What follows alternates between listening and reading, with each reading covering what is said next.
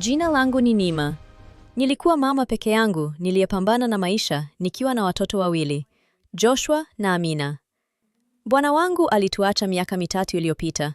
Akatuachia mzigo wa umaskini na njaa.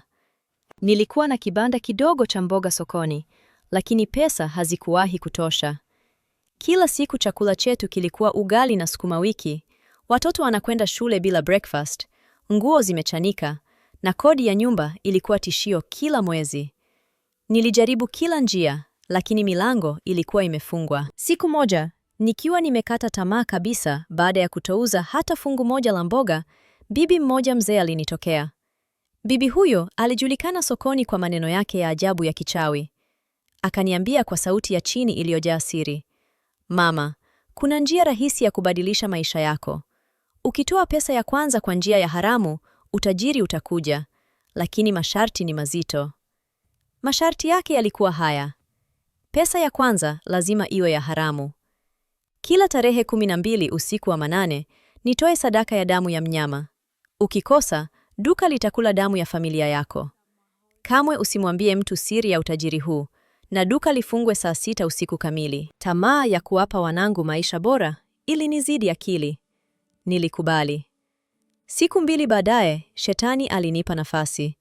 Rafiki yangu wa karibu, Bibi Fatuma, aliniomba nimshikie duka lake la nguo wakati yeye akienda chooni. Moyo ulinidunda. Nilijua kwenye mkoba wake kuna pesa nyingi za mauzo ya wiki. Mikono ikitetemeka, nikafungua mkoba wake, nikachukua noti za shilingi 50,000 na kuzificha. Bi Fatuma aliporudi, hakujua kuwa rafiki yake wa damu amemgeuka.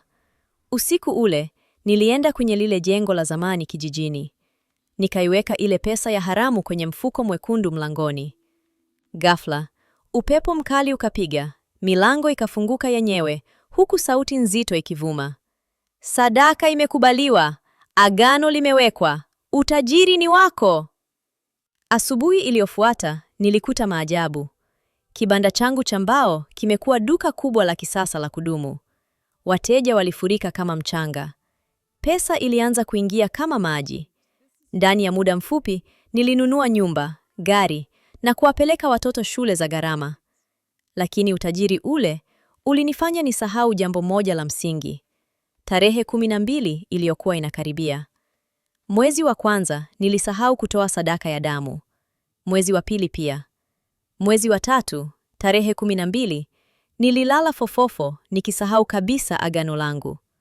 Usiku wa manane, nilishtuliwa na sauti ya kutisha sebuleni. Nilipofika, nilikuta picha ambayo sitaisahau maishani. Joshua na Amina walikuwa wamesimama, macho yao yakiwa mekundu kama moto, wakitetemeka huku damu nyingi ikitoka puani mwao bila kukoma. Niliwakimbiza hospitali, lakini ilikuwa tayari mchezo umekwisha. Joshua alikufa mikononi mwangu. Amina alifuata saa moja baadaye. Madaktari walisema walipoteza damu yote mwilini, lakini hakuna jeraha hata moja. Yule bibi alinitokea makaburini na kuniambia, "Duka limechukua damu ya familia yako kwa sababu ulisahau agano." Maisha yangu yalivunjika. Nilienda kwa padre kutubu na akaniambia lazima nivunje agano lile. Usiku ule, kivuli cha mauti kilinitokea, kikitaka uhai wangu, lakini nilishikilia imani. Nilienda na kuchoma duka lile la mamilioni mpaka likabaki majivu. Leo hii, nimerudi kuwa Neema yule maskini wa kuuza mboga, lakini nina amani ya moyo. Ndugu zangu wasikilizaji, pesa ya haramu haina baraka. Utajiri wa giza utaleta giza maishani mwako.